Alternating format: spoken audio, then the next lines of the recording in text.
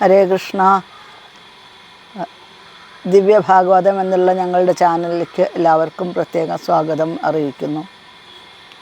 ഇന്ന് നമ്മൾ പ്രഥമസ്കന്ധത്തിലെ 9-ാമത്തെ അധ്യായം ഭീഷ്മദേവൻ്റെ സ്തുതി, അതാണ് ഇന്ന് പഠിക്കാനായിട്ട് പോകുന്നത്.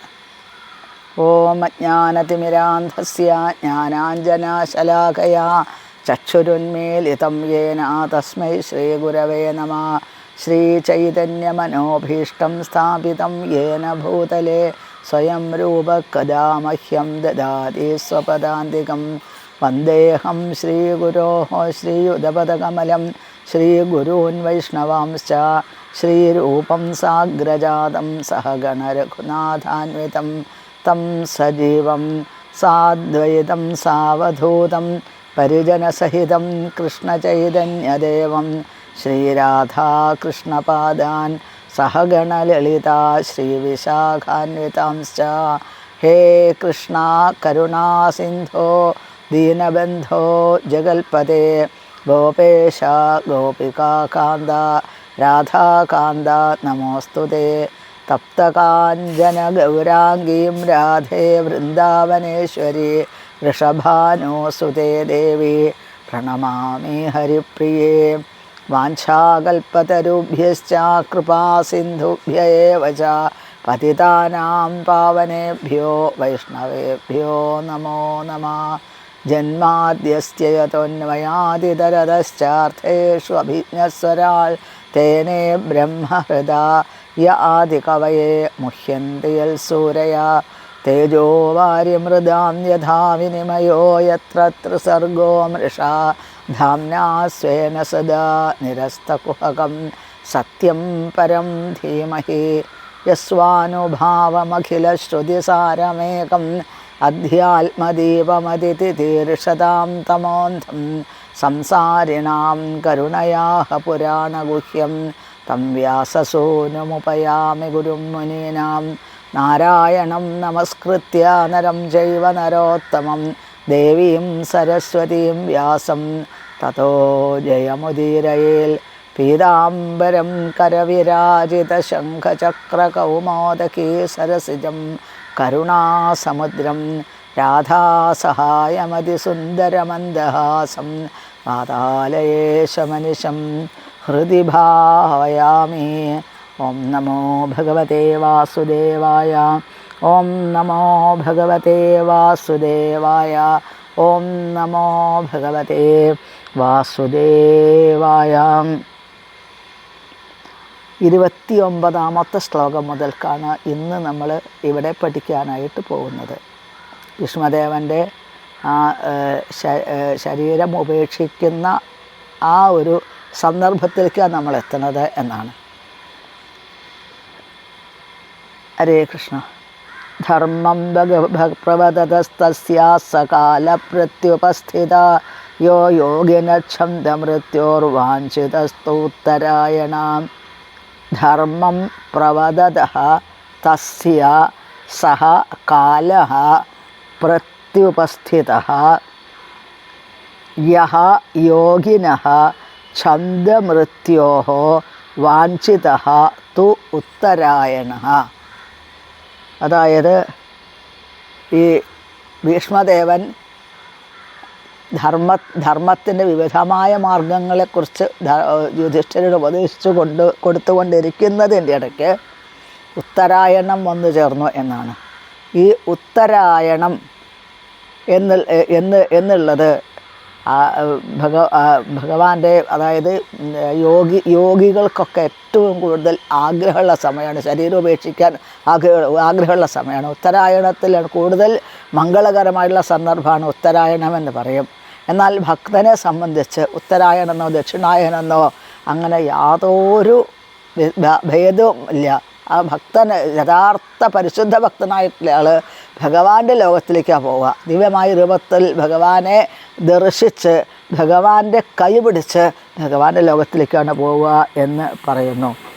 അപ്പോൾ പണ്ട് പിന്നെ ഉത്തരായണം എന്നുള്ളതിന് ഉത്തരയുടെ പുത്രനെ രക്ഷിച്ചിട്ടുള്ള ഭഗവാൻ എന്ന് പറയാം. ഉത്തമനായിട്ടുള്ള പുരുഷൻ്റെ അയനം എന്ന് പറയും. ഉത്തമനായ പുരുഷൻ ആരാ? സാക്ഷാൽ ശ്രീകൃഷ്ണ ഭഗവാന്റെ ആ നേരിട്ടുള്ള ദർശനം സാധിക്കുകയാണ് അവിടെ എന്നാണ്. 30-ാമത്തെ ശ്ലോകം.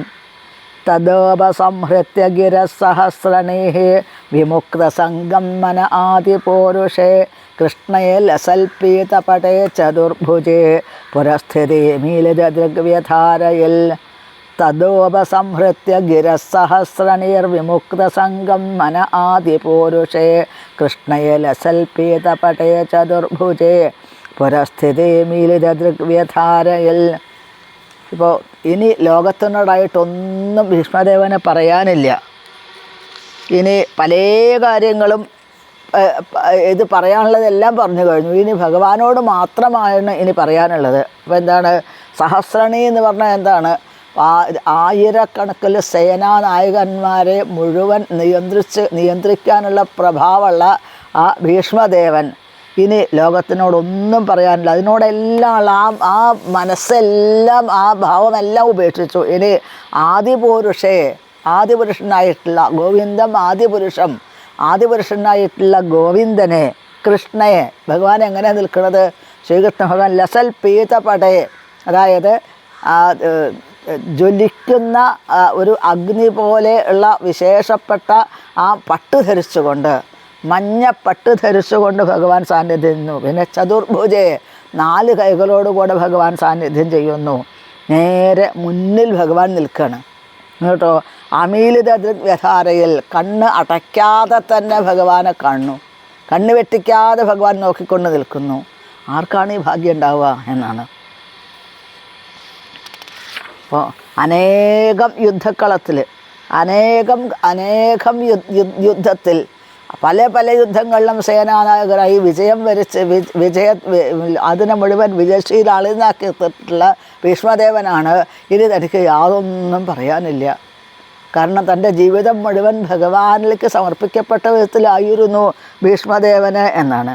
അപ്പോൾ എല്ലാത്തിനും മനസ്സ് പിൻവലിച്ചിട്ട് തൻ്റെ ആ യഥാർത്ഥത്തിലുള്ള ശ്രീകൃഷ്ണ ഭഗവാൻ, അതായത് സുപ്രീം പേഴ്സണാലിറ്റി ആയിട്ടുള്ള ഭഗവാന്റെ തൻ്റെ മുന്നിൽ നിൽക്കുന്ന ഭഗവാനിലേക്ക് ആ മനസ്സിനെ പൂർണ്ണമായിട്ടും സമർപ്പിക്കുന്നു. എന്നിട്ട് എങ്ങനെയാണ് ഭഗവാൻ നിൽക്കുന്നത്? മഞ്ഞപ്പട്ട് ധരിച്ചുകൊണ്ട്, ദിവ്യമായ പ്രഭാവത്തോടു കൂടിയിട്ട്, ചതുർബാഹുവായിട്ട്, പിന്നെ ദൈവ്യമായിട്ടുള്ള ആ നീലശ്യാമള കോമളനായിട്ട് ചതുർബാഹുവായിട്ട് ഭഗവാൻ നിൽക്കുന്നു. എന്തേ ചതുർബാഹുവായിട്ട് നിൽക്കാൻ കാരണം? ഭീഷ്മരുടെ ഭക്തി ശൗര്യഭക്തിയാണ്. വൈകുണ്ഠലോകത്തു നിന്നാണ് ഭീഷ്മർ വന്നിട്ടുള്ളത്. ഭീഷ്മരുടെ ആ ലക്ഷ്യം എന്തായിരുന്നു? വൈകുണ്ഠലോകത്തേക്ക് തിരിച്ചു പോവുക എന്നുള്ളതായിരുന്നു. അതുകൊണ്ടാണ് വൈകുണ്ഠമൂർത്തിയുടെ ഭാവത്തിൽ ഭഗവാൻ ആ ഭീഷ്മരുടെ മുമ്പിൽ നിന്നു എന്നാണ്. അതിൽ അന്തകാലിത മാമേവ സ്മരൻ മുക്ത്വാ കളയപരം എന്ന് ഭഗവത്ഗീതയിൽ ഭഗവാൻ പറയുന്നുണ്ട്. അങ്ങനെ ഭഗവത്ഗീതയിൽ പറയുന്നുണ്ട്. എന്ത് 8-ാമത്തെ അധ്യായത്തിൽ 5-ാമത്തെ ശ്ലോകത്തിൽ 15-ാമത്തെ ശ്ലോകം വരെ ഈ എങ്ങനെയാണ് ശരീരം ഉപേക്ഷിക്കേണ്ടത് എന്ന അതിനെക്കുറിച്ചിട്ടാണ് പറയുന്നത് എന്നാണ്. വളരെ വ്യക്തമായിട്ട് പറയുന്നു. ഭഗവാനെ മാത്രം സ്മരിച്ചുകൊണ്ട് ശരീരം ഉപേക്ഷിച്ചാൽ ഭഗവത് ലോകത്തിൽ, കൃഷ്ണൻ്റെ ലോകത്തിൽ എത്തിച്ചേരും എന്നാണ്. ഭഗവാനിലെ പൂർണ്ണമായിട്ടും ധാരണ, ധ്യാന, അതായത് അതുവരെയുള്ള ഭാവത്തിലേക്ക്, ഭാവത്തിൻ്റെ ഒരു പൂർണ്ണമായ അവസ്ഥയിലേക്ക് ഭീഷ്മർ എത്തിച്ചേർന്നു എന്നാണ്, ഭീഷ്മദേവൻ എത്തിച്ചേർന്നു എന്നാണ് ഇവിടെ സൂചിപ്പിക്കുന്നത്. അപ്പോൾ ഭഗവാൻ എത്രയോ കാലമായിട്ട് ഭീഷ്മദേവന് ഭഗവാനിലേക്ക് എത്തിച്ചേരാനുള്ള അന്തൊന്നില്ലാത്ത ആവേശം ഉണ്ടായിരുന്നു. അത് മുഴുവൻ ഹൃദയത്തിൽ ഒതുക്കി വെച്ചുകൊണ്ടാണ് ഒരു സാധാരണ ഒരു ഈ ഹസ്തനപത്തിനെ സംരക്ഷിക്കുന്ന ഒരാളുടെ ആ ഒരു ഭാവം സ്വീകരിച്ചു കൊണ്ടിരുന്നത്. അപ്പോൾ എല്ലാ കാലത്തും ഭീഷ്മരുടെ മനസ്സിൽ എന്തായിരുന്നു? ശ്രീകൃഷ്ണ ഭഗവാൻ ദിവ്യമായ രൂപമായിരുന്നു മനസ്സിൽ. അപ്പോൾ അത് മുഴുവൻ പൂർണ്ണമായിട്ടും പ്രകടിപ്പിക്കുകയാണ് ഭീഷ്മർ എന്നാണ് സൂചിപ്പിക്കുന്നത് ഇവിടെ. 31-ാമത്തെ ശ്ലോകം. വിശുദ്ധയാ ധാരണയാ ഹതാശുഭ തദീക്ഷയേവാശു ഗതായുധശ്രമാ നിവൃത്ത സർവേന്ദ്രിയവൃത്തി വിഭ്രമ തുഷ്ടാവജന്യം വിസൃജൻ ജനാർദ്ദനം വിശുദ്ധയാ ധാരണയാ ഹത അശുഭ തദ് ഈക്ഷയാ ഏവ ആശു ഗത ആയുധശ്രമഃ നിവൃത്ത സർവേന്ദ്രിയ വൃത്തി വിഭ്രമഃ തുഷ്ടാവ ജന്യം വിസൃജൻ ജനാർദ്ദനം. വിശുദ്ധയാ വളരെ പരിശുദ്ധമായിട്ടുള്ള ഭാവത്തോട് കൂടിയിട്ട് ശ്രീകൃഷ്ണ ഭഗവാനെ നോക്കിക്കൊണ്ട് എന്നാണ്. പിന്നെ എല്ലാ വിധത്തിലുള്ള ആ അശുഭങ്ങളും അവിടെ പോയി മറന്നു, എല്ലാ അശുഭങ്ങളും ഇല്ലാതെയായി തീർന്നു. ശരീരത്തിലെ എല്ലാ വേദനകളും എവിടെ പോയി മറഞ്ഞു എന്നാണ് പറയണത്. കാരണം ശരീരത്തിൽ ശരശയേല കിടക്കണത്. അപ്പോൾ ശരീരം മുഴുവൻ ഈ അമ്പുകൾ കുത്തിത്തുളച്ച് അതിലാണ് ഭീഷ്മർ കിടക്കുന്നത്. ശരശയ ഭൂമി തൊടുന്നില്ല, ഭൂമി തൊടാതെയാണ് കിടക്കുക. ശരത്തിൻ്റെ മോളാണ് കിടക്കുന്നത് ഭീഷ്മർ. അപ്പോൾ അതിഭയങ്കരമായ വേദന ഉണ്ട്. ആ വേദനകളൊന്നും അത് എവിടെയോ പോയി മറിഞ്ഞു എന്നാണ്. അങ്ങനെ എല്ലാ വിധത്തിലുള്ള ഭൗതികമായിട്ടുള്ള ആ പ്രവർത്തനങ്ങളെല്ലാം അവിടെ നിലച്ചുപോയി. എന്നിട്ട് ദിവ്യമായിട്ടുള്ള ഭാവത്തിൽ നിൽക്കുന്ന ആ ഭഗവാനെ ഭീഷ്മദേവൻ വളരെ ഭക്തിയോട് കൂടിയിട്ട് സ്തുതിക്കുന്നു എന്നാണ്. ഇവിടെ ചതുർബാഹുവായിട്ടുള്ള ഭഗവാനെ അല്ല സ്തുതിക്കുന്നത്. നിൽക്കുന്നത് ഭഗവാൻ ചതുർബാഹുവായിട്ടാണെങ്കിലും പാർത്ഥസാരഥിയായിട്ടുള്ള ഭഗവാനെ, രാസലീലാലോലനായിട്ടുള്ള ഭഗവാനെ, പിന്നെ രാജസൂയ മഹായാഗത്തിൽ എഴുന്നള്ളിരിക്കുന്ന ഭഗവാനെ, ഈ 3 വിധത്തിലുള്ള ഭഗവാന്റെ അധികാര ഭേദമില്ലാതെ ഭഗവാൻ മോക്ഷം കൊടുത്തിട്ടുള്ള സന്ദർഭങ്ങളാണ് ഇത് എന്ന് ആചാര്യന്മാർ സൂചിപ്പിക്കാറുണ്ട് എന്നാണ്. ഈ ഭൗതികമായിട്ടുള്ള ഈ ശരീരം എന്നുള്ളത് ഇത് ഈ പ്രകൃതി മായ നമ്മൾക്ക് തന്നിട്ടുള്ള, പ്രകൃതി തന്നതാണ് ഈ ശരീരം. ഇതാണെങ്കിലോ ഇതിനെ വാസ്തവത്തിൽ ഇതിനെ മായ എന്ന് പറയുന്നുണ്ട്. കാരണം എന്താ, ഈ ശരീരത്തിൽ വന്നു കഴിഞ്ഞാൽ ഒട്ടനെ എന്താ ചെയ്യുക, നമ്മൾ ഞാൻ ആ ഭഗവാന്റെ ചൈതന്യമാണ് എന്നുള്ള ഭാവങ്ങളൊക്കെ മറക്കും.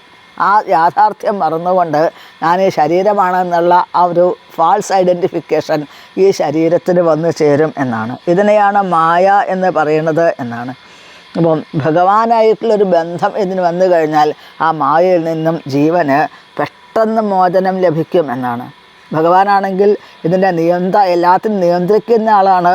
എല്ലാ ജീവജാലങ്ങൾക്കും ക്ഷേമം കൊടുക്കുന്ന ഈശ്വരനാണ് ഭഗവാൻ എന്നാണ്. വേദങ്ങളിൽ അതാണ് പറയുന്നത് എന്നാണ്. നിത്യോ നിത്യാനാം ചേതനാശ്ചേതനാനാം ഏകോ ബഹൂനാം യ വിദധാതി കാമാൻ എന്നാണ് ഭഗവാനെക്കുറിച്ച് കഠോപനിഷത്ത് പറയുന്നത് എന്നാണ്. അപ്പോൾ എല്ലാ വിധത്തിലുള്ള അപ്പോൾ ഭീഷ്മർക്ക് എന്താണോ ആഗ്രഹം, വിദധാതി കാമാൻ എന്നാണ് പറഞ്ഞത്.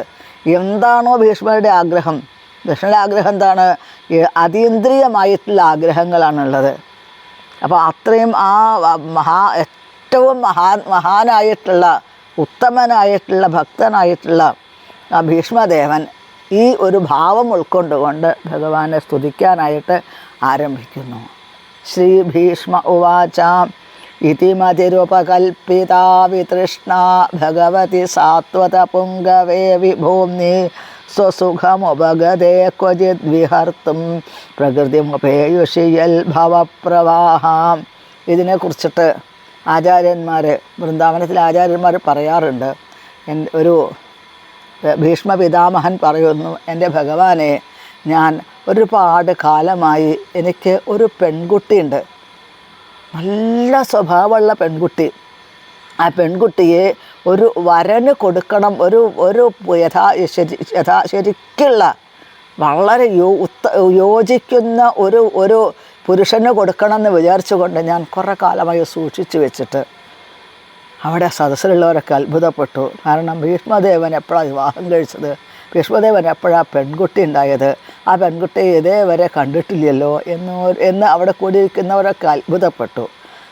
അപ്പോൾ ഒരു പെൺകുട്ടി ഉണ്ടായിട്ട്, പെൺകുട്ടിയുടെ അച്ഛനായിട്ട് ആ പെൺകുട്ടിയെ വേണ്ട വിധത്തിൽ വിദ്യാഭ്യാസം ചെയ്യിച്ച് വളരെ ശ്രദ്ധയോടുകൂടി വളർത്തി ഒരു പുരുഷൻ്റെ കൈകളിലേക്ക് ഏൽപ്പിക്കുന്ന സമയത്ത് മാത്രമാണ് ആ പിതാവിന് സമാധാനം ഉണ്ടാവുന്നത്. ആൺകുട്ടികളെക്കാൾ കൂടുതൽ അച്ഛന്മാർ പെൺകുട്ടികളെയാണ് സ്നേഹിക്കുക എന്നാണ് പറയുന്നത്. അങ്ങനെ വിവാഹം കഴിഞ്ഞു കഴിഞ്ഞാൽ ആ പെൺകുട്ടികൾ ആ എല്ലാ വിധത്തിലുള്ള സൗഭാഗ്യങ്ങളും നേർന്നുകൊണ്ട് പെൺകുട്ടിയെ വിവാഹം കഴിച്ച് കൊടുക്കുമ്പോൾ അച്ഛനെ പിരിയാൻ പെൺകുട്ടിക്ക് ഇഷ്ടമുണ്ടാവില്ല. എന്നാലും അച്ഛൻ ആ യാത്ര അയക്കുന്ന സമയത്ത് ആ അച്ഛൻ്റെ ദുഃഖം ഉണ്ടാവും, അതേപോലെ സന്തോഷം ഉണ്ടാവും എന്നാണ്.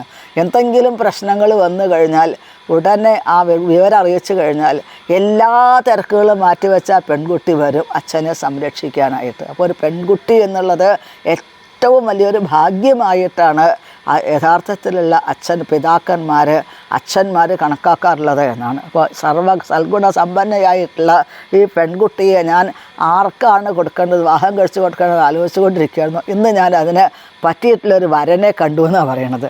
ഏതാണ് ഈ പെൺകുട്ടി എന്ന് ചോദിച്ചാൽ ഇതി മതിരപകൽപ്പിതാവിതിട്ട് ഇതി മതി, അതായത് എൻ്റെ ഈ മനസ്സ്, ഈ ജീവനാകുന്ന പെൺകുട്ടി എന്നാണ് പറയണത്. അതിനെ ഞാനിതാ എൻ്റെ ഭഗവാനെ ഏൽപ്പിക്കുന്നു, ഉചിതനായിട്ടുള്ള വരന്, യോജിക്കുന്ന വരന് ഞാൻ ഏൽപ്പിക്കുന്നു എന്നാണ്. അപ്പോൾ ഭഗവാൻ അങ്ങനെ ഇതാ പല വിധത്തിലുള്ള കാര്യങ്ങളിലേക്ക് ഇത്രയും കാലം എൻ്റെ മനസ്സ് സഞ്ചരിച്ചു കൊണ്ടിരുന്നു. ഇന്നിതാ അതിനെല്ലാം വിമുക്തമായിട്ടുള്ള ഈ മനസ്സിനെ ഞാനിത് എൻ്റെ ഭഗവാനെ സമർപ്പിക്കുന്നു. ഒരു പെൺകുട്ടിയെ എങ്ങനെയാണോ അച്ഛൻ വരന് കൊടുക്കുന്നത്, അതേപോലെ ഞാൻ അവിടുത്തെ കൈകളിലേക്ക് സമർപ്പിക്കുന്നു എന്നാണ്. ഭഗവാൻ സ്വസുഖമുപഗതേ ക്വചിത് വിഹർത്തും പ്രകൃതിമുപയുഷിയത് ഭവപ്രവാഹാം ഇതി മതിഹി ഉപകൽപ്പിത വിതൃഷ്ണ ഭഗവതി സാത്വതപുങ്കവേ വിഭൂമ്നി സ്വസുഖം ഉപഗതേ ക്വചിത് വിഹർത്തും പ്രകൃതിം ഉപയുഷി യത് ഭവപ്രവാഹ എന്നാണ്. അപ്പോൾ ഭക്തന്മാരെയും അത് എല്ലാ വിചാരങ്ങൾ ഈ മനസ്സിൻ്റെ ഇതെല്ലാം ഭഗവാനാണ് ഭക്തന്മാർ സമർപ്പിക്കുന്നത് എന്നാണ്. ഭീഷ്മദേവർ ഈ കുരുവംശത്തിലെ ഏറ്റവും വലിയ ഒരു ഭരണാധികാരി ആയിരുന്നു എന്നുള്ളത്, ക്ഷത്രിയന്മാരിൽ ഏറ്റവും പ്രധാനപ്പെട്ട ആളായിരുന്നു എന്നുള്ളത് കൊണ്ട് തന്നെ ഭീഷ്മദേവൻ്റെ മനസ്സ് പല കാര്യങ്ങൾ, രാജ്യത്തിലെ പല കാര്യങ്ങളിലേക്കും സഞ്ചരിച്ചു കൊണ്ടിരുന്നു എന്നാണ്. ഇന്ന് ഇതെല്ലാം ഭീഷ്മർക്ക് വളരെ പെട്ടെന്ന് ഉപേക്ഷിക്കാൻ സാധിച്ചു. അപ്പോൾ ഒരു ശുദ്ധമായിട്ടുള്ള ഒരു ഭക്തിയുടെ ഭാവത്തിലേക്ക് എത്തിച്ചേരണമെന്നുണ്ടെങ്കിൽ ഭൗതികമായിട്ടുള്ള ചിന്തകളെല്ലാം ഉപേക്ഷിക്കേണ്ടതായിട്ടുണ്ട് എന്നാണ്. ഭഗവാനാണെങ്കിലോ അപ്പോൾ ഇവിടെ ഭഗവാൻ എന്താ പറയുന്നത്, ഭഗവാന്റെ ഭക്തന്മാർ അത്രയും പ്രഗത്ഭന്മാരായിരിക്കും, അത്രയും കഴിവുള്ളവരായിരിക്കും ഭക്തന്മാരെന്നാണ് പറയുന്നത്. പാണ്ഡവന്മാർ, വില്ലാളി വീരനാണ് അർജുനൻ മഹാകേമനാണ് അർജുനൻ. ഭീമസേനൻ തൻ്റെ കയ്യിൽ ഗതെടുത്തിട്ട് ഭൂമിയിൽ നിന്ന് കഴിഞ്ഞാൽ ഭൂമി മുഴുവൻ കിടുകിട വിറയ്ക്കുന്നതാണ്. നകുല സഹദേവന്മാർ അവരെ വീര്യശൗര്യ പരാക്രമങ്ങൾക്ക് ഒട്ടും മോശക്കാരല്ല. പിന്നെ യുധിഷ്ഠിരൻ മഹായുദ്ധശാലി, യുദ്ധതന്ത്രം അറിയുന്ന ആളായിരുന്നു യുധിഷ്ഠിരൻ. അങ്ങനെ ഇവരെല്ലാവരും, എന്നാൽ ഭഗവാനോടുള്ള ഭക്തിയുടെ ഭാവം എടുത്തു കഴിഞ്ഞാലോ ഇവരൊക്കെ ഭഗവാന്റെ ഏറ്റവും പ്രിയപ്പെട്ട ദാസന്മാരുടെ ഭാവത്തിലായിരുന്നു അവർ എന്നാണ് പറയുന്നത്. അപ്പോൾ അങ്ങനെയുള്ള ഭഗവാന് നാരായണൻ ആരാ വാസ്തവത്തിൽ ശ്രീകൃഷ്ണ ഭഗവാന്റെ അംശമായിട്ടുള്ള ആളാണ് നാരായണൻ എന്നാണ്. അപ്പോൾ ശ്രീകൃഷ്ണ ഭഗവാൻ എപ്പോൾ വേണമെങ്കിലും 4 കൈയുള്ള സ്വരൂപം സ്വീകരിക്കാൻ സാധിക്കും. അതാണ് ഇതി മതിരുപകൽപ്പിതാ വിതൃഷ്ണാ ഭഗവതി സാത്വതപുങ്കവേ വിഭൂമ്നി സ്വസുഖമുപഗതേ ക്വചിത് വിഹർത്തും പ്രകൃതിമുപേയുഷ്യ ഭവപ്രവാഹ. ഭഗവാന്റെ രൂപത്തിനെ വർണ്ണിക്കണമിനി. ത്രിഭുവനകമനം തമാലവർണം രവികര ഗൗരവരാംബരം ദധാനേ വപുരളകുലാവൃതാനനാബ്ജം വിജയസഖൈരതിരസ്തുമേനവദ്യാം. ഭീഷ്മർക്ക് വളരെയധികം ആഗ്രഹം എന്താണ്, സന്തോഷം എന്താണ്, വിജയസഖേ എന്ന് പാർത്ഥസാരഥിയായിട്ടുള്ള ഭഗവാനെ സംബോധന ചെയ്യാൻ ഭീഷ്മർക്ക് വളരെയധികം സന്തോഷമുണ്ട് എന്നാണ് പറയണത്. എന്താണ്, ഈ ഭഗവാൻ അർജുനൻ്റെ പ്രിയപ്പെട്ട കൂട്ടുകാരനാണ്. ഭഗവാൻ ഈ ഭൂമിയിൽ അവതരിക്കുന്നത് എങ്ങനെയാണ്, ദിവ്യമായിട്ടുള്ള അതീന്ദ്രിയമായ രൂപത്തോടു കൂടിയാണ് ഭഗവാൻ അവതരിക്കുന്നത്. പിന്നെ ഭഗവാന്റെ രൂപത്തിൻ്റെ നിറം എന്താണ്, അതായത് തമാലവർണ്ണം എന്നാണ്, പച്ചില മരത്തിൻ്റെ എന്നാണ്, പനമരത്തിൻ്റെ കരിമ്പനയുടെ ആ ഇലയുടെ അതേ നിറമാണ് ഭഗവാൻ. പച്ചയും കറുപ്പും കൂടി കലർന്നിട്ടുള്ള നിറമാണ് ഭഗവാന്റെ എന്നാണ്.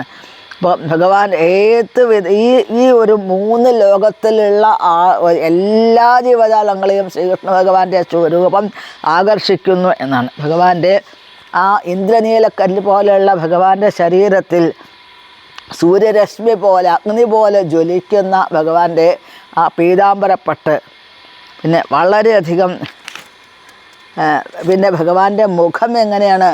ഭഗവാന്റെ മുഖം ചന്ദന തിലകം കൊണ്ട് അലങ്കരിക്കപ്പെട്ടതാണ് മുഖം എന്നാണ്.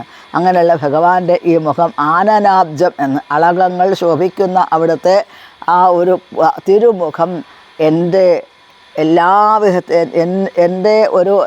വിധത്തിലുള്ള മനസ്സിൻ്റെ ആകർഷണങ്ങൾക്കും ഒരു ഉപാധിയായിട്ട് കാരണമായിട്ട് വരണമേ എന്ന് ഭീഷ്മർ ഭഗവാന്റെ മുമ്പിൽ പ്രാർത്ഥിക്കുകയാണ് എന്നാണ്.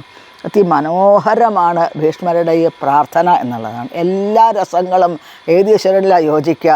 ശ്രീകൃഷ്ണ ഭഗവാനിലേക്കാണ് യോജിക്കുക എന്നാണ് പറയണത്. വീരരസം ഇത് ഭഗവാന് വളരെയധികം യോജിക്കുന്നു. യുദ്ധക്കാലത്തിൽ ഈ ഒരു ഭാവമാണ് ഭഗവാൻ പ്രകടിപ്പിച്ചത് എന്ന് സൂചിപ്പിക്കുന്നു. ക്ഷത്രിയനാണെങ്കിലും ഇവിടെ ഭീഷ്മര ദാസ്യഭാവമാണ് കാണിക്കുന്നത് ഭഗവാനോട് എന്നാണ്. ഇപ്പോൾ യുധിതുരകരജോ വിധൂമ്രവിഷ്വക്കജലുളിതശ്രമവാരി അലങ്കൃതാസ്തി മമ നിശിതശരീർവിഭിദ്യമാനത്വചി വിലസൽ കവചേസ്തു കൃഷ്ണാത്മാ യുധി തുരകരജഃ വിധൂമ്രവിഷ്വക് കചലുളിതശ്രമവാരി അലങ്കൃത ആസ്യേ മമ നിശിതശരൈഃ വിഭിദ്യമാനഃ ത്വചി വിലസൽ കവചേ വിലസത് കവചേ അസ്തു കൃഷ്ണ ആത്മാ. അതായത് യുദ്ധക്കളത്തിൽ അർജുനനോടുള്ള ആ ഒരു എന്തെന്നില്ലാത്ത ഒരു സൗഹൃദ ഭാവത്തിലാണ് ഭഗവാൻ ഈ യുദ്ധക്കളത്തിൽ വന്നത് എന്നാണ്. യുദ്ധക്കളത്തിൽ പാർത്ഥസാരഥിയായി ഭഗവാൻ വന്നത്. പാർത്ഥസാരഥിയായി വന്നിട്ടുള്ള ആ ഭഗവാന്റെ തിരുമുടി അതങ്ങനെ പാറി പറക്കുന്നുണ്ട്. കാരണം യുദ്ധക്കളത്തിൽ കുതിരകളങ്ങനെ ഓടിച്ചു വരുന്ന സമയത്ത് ആ കാറ്റിൽ ഭഗവാന്റെ ആ തിരുമുടി മുഴുവൻ അങ്ങനെ പാറി പറക്കുന്നുണ്ട്. അങ്ങനെ ആ പാറിപ്പറക്കുന്ന തലമുടിയിൽ ആ യുദ്ധക്കളത്തിലെ പൊടി മുഴുവൻ പറ്റിപ്പിടിച്ചിട്ടുണ്ട്. പിന്നെ ഭഗവാന്റെ ശരീരം എങ്ങനെയാണ്? പിന്നെ ഭഗവാന്റെ മുഖം അതിമനോഹരമാണ്. ലളിത ശ്രമവാരി അലങ്കൃതാസ്യേ. അപ്പോൾ ഭഗവാനിങ്ങനെ തേരോടിക്കുന്നു എന്നുള്ളത് കൊണ്ട് തന്നെ ഭഗവാൻ വലിയൊരു ശ്രമമാണ് ഇവിടെ ചെയ്യുന്നത്. അതുകൊണ്ട് ഭഗവാന്റെ ശരീരത്തിൽ വിയർപ്പുതുള്ളി മുത്തുമണി പോലെ വിയർപ്പുതുള്ളികൾ ഭഗവാന്റെ മുഖത്തൊക്കെ പൊടിഞ്ഞിട്ടുണ്ട് എന്നാണ്. ആ വിയർപ്പുതുള്ളികൾ പൊടിഞ്ഞിട്ടുള്ള മുഖത്ത് ആ യുദ്ധക്കളത്തിലെ കുതിരകളുടെ കൊളമ്പടി കൊണ്ട് ഉയർന്നിട്ടുള്ള ആ പൊടികൾ അത് മുഴുവൻ പറ്റിപ്പിടിച്ചിരിക്കുന്നു. വളരെ മനോഹരമാണ് ഭഗവാന്റെ മുഖം എന്നാണ് ഇവിടെ സൂചിപ്പിക്കുന്നത് എന്നാണ്. ഭഗവാന്റെ ആ ഭീഷ്മർ ഭഗവാന്റെ നേരെ എതിരായിട്ടാണ് നിൽക്കുന്നത്. എന്തിനാണ് എതിരായി നിൽക്കുന്നത്? ഭഗവാന്റെ സൗന്ദര്യത്തിനെ പൂർണ്ണമായിട്ടും ആസ്വദിക്കാൻ വേണ്ടിയിട്ടാണ് എന്നാണ്. അപ്പോൾ ഭീഷ്മർ ഭഗവാന്റെ മുമ്പിൽ ഭഗവാന്റെ ശരീരത്തിലേക്ക് അസ്ത്രങ്ങൾ തൊടുത്തു വിടുകയാണ്. ഇവിടെ അച്ഛേദ്യോയം അദാഹ്യോയം അക്ലേദ്യോ ശോഷ്യയേവച എന്ന് ഭഗവാൻ ആത്മചൈതന്യത്തെക്കുറിച്ച് പറയുന്നുണ്ട്. പക്ഷേ ഇവിടെ ഭീഷ്മർ പറയുന്നത് എന്താണ്? ഭഗവാനെ ഇതൊക്കെ വിപരീതമായിട്ട് എനിക്ക് അനുഭവപ്പെടുന്നു. കാരണം ഭഗവാന്റെ ശരീരം വിയർക്കുമോ? ഒരിക്കലും വിയർക്കില്ല. ട്രാൻസെൻഡൻ്റലായിട്ടുള്ള രൂപമാണ് ഭഗവാന്റെ. പിന്നെ ഭഗവാന്റെ ശരീരം മുറിയോ? നയനം ചിന്തന്തി ശസ്ത്രാണി നയനം ദഹതി പാവക എന്ന് പറയുന്നുണ്ട്. ഒരിക്കലും ഇതിനെ ആയുധങ്ങളെ കൊണ്ട് മുറിക്കാൻ സാധിക്കില്ല. പക്ഷേ ഭീഷ്മരുടെ ഈ നിശ്ചിതമായിട്ടുള്ള ശരങ്ങൾ ഭഗവാനിലേക്ക് വരുന്ന സമയത്ത് ഭഗവാന്റെ ശരീരം മുഴുവൻ, അതായത് പടച്ചട്ട അണിഞ്ഞിട്ടുണ്ട്, അത് മുഴുവൻ തുളഞ്ഞു കയറി ഈ അസ്ത്രങ്ങളെ എന്നാണ്. എന്നിട്ട് ആ ശരീരത്തിൽ രക്തം പ്രവഹിക്കുന്നു ശരീരത്തിൽ നിന്നും എന്നാണ്. ഭഗവാനത് ആനന്ദമായിട്ടാണ് കാണുന്നത്. ഭഗവാന്റെ സങ്കല്പം എന്താ? തൻ്റെ ഭക്തൻ തന്നോട് വളരെ തൻ്റെ വീരശൂര പരാക്രമം കാണിച്ചുകൊണ്ട് യുദ്ധം ചെയ്യണം എന്നാണ് ഭഗവാന്റെ ആഗ്രഹം. അതിനനുസരിച്ച് ഭീഷ്മർ ഇവിടെ പെരുമാറുന്നു എന്ന് മാത്രമേ ഉള്ളൂ. അപ്പോൾ ഒരു ലവിങ് സർവീസാണ് ഇവിടെ പരസ്പരം കാണാൻ സാധിക്കുന്നത് എന്നാണ്. ഇപ്പോൾ ഭഗവാന് ഇപ്പോൾ നമ്മൾ ഭീഷ്മർ പ്രാർത്ഥിക്കുന്നത് എന്താ? ഭഗവാനെ ഒരു യോദ്ധാവിനെ സംബന്ധിച്ച് ഈ ഒരു യുദ്ധക്കളം എന്നുള്ളത്, രണഭൂമി എന്നത് ഒരു പൂജാമുറി പോലെ വിശുദ്ധമാണ്. അതിൽ ഒരു യോദ്ധാവ് പ്രയോഗിക്കുന്ന ഓരോ അസ്ത്രങ്ങളും പൂജാമുറിയിൽ ഭക്തൻ സമർപ്പിക്കുന്ന പൂജാപുഷ്പങ്ങളെക്കാൾ വിശുദ്ധമാണ്. അതുകൊണ്ട് ഈ ഒരു അസ്ത്രങ്ങൾ പൂജാപുഷ്പങ്ങളായിട്ട് സ്വീകരിക്കണേ അവിടുന്ന് എന്ന് പ്രാർത്ഥിച്ചുകൊണ്ടാണ് ഭീഷ്മർ ഈ അസ്ത്രങ്ങൾ പ്രയോഗിക്കുന്നത്. അപ്പോൾ പുഷ്പങ്ങളെ കൊണ്ട് അർച്ചന, റോസാപ്പൂക്കളെ കൊണ്ട് അർച്ചന ചെയ്യുന്ന സമയത്ത് ഭഗവാൻ എന്ത് സന്തോഷമുണ്ടോ, തുളസി പുഷ്പങ്ങളെ കൊണ്ട് അർച്ചന ചെയ്യുന്ന സമയത്ത് ഭഗവാൻ എത്ര സന്തോഷമുണ്ടോ, അത്രയും സന്തോഷം ഭീഷ്മരുടെ അസ്ത്രങ്ങൾ തൻ്റെ ശരീരത്തിൽ വന്ന സമയത്ത് ഭഗവാൻ അനുഭവപ്പെടുത്തുന്നു, കാണിച്ചു കൊടുക്കുന്നു. അത് അപ്പോൾ ഭഗവാൻ എന്താണ്, സൗന്ദര്യം വർദ്ധിച്ചു വരികയാണ്. അതായത് ഭഗവാന്റെ ശരീരത്തിൽ രക്തം അങ്ങനെ പ്രവഹിക്കുന്നുണ്ടെങ്കിലും ഒരു റോസാപുഷ്പങ്ങൾ ആ ശരീരത്തിൽ നിന്നും അർച്ചന ചെയ്ത് അതിങ്ങനെ അടർന്നു വീഴുന്നത് പോലെയാണ് ഭീഷ്മർക്ക് തോന്നുന്നത്. വളരെ സൗന്ദര്യമാണ് ആ സമയത്ത് ഭഗവാനെ കാണാൻ എന്നാണ് സൂചിപ്പിക്കുന്നത്.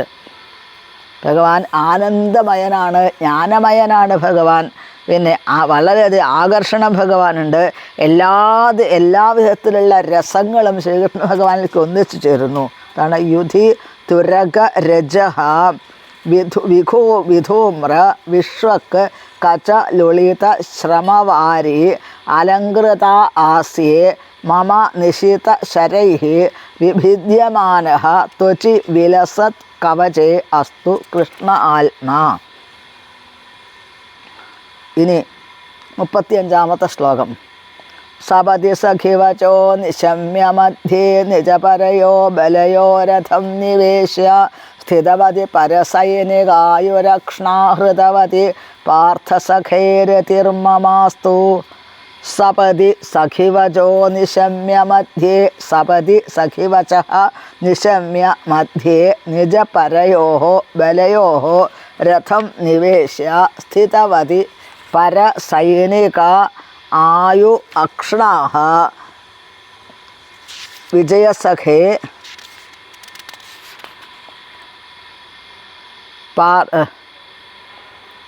പാർത്ഥസഖേ രതി മമ അസ്തു.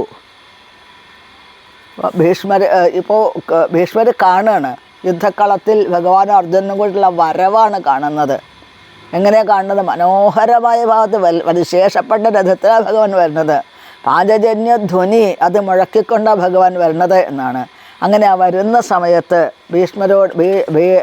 അർജുനൻ ഭഗവാനോട് പറയുന്നു, ഭഗവാനെ അവിടുന്ന് 2 സൈന്യങ്ങളുടെ മധ്യത്തിൽ തേര് കൊണ്ടുപോയി നിർത്തൂ എന്ന് പറയുന്ന സമയത്ത് താൻ ഒരു വേഷം കെട്ടുന്നു, അത് വളരെ തന്മയത്വമായിട്ട് അഭിനയിക്കാൻ ഭഗവാന് വളരെ സാമർഥ്യമാണ്. അതാണ് സപതി സഖിവചോ നിശമ്യ മധ്യേ നിജപരയോ ബലയോ രഥം നിവേശ്യാം സ്ഥിതവതി പരസൈനിക ആയുരക്ഷ്ണാഹൃതവതി പാർത്ഥസഖേ രതിർമമാസ്തു.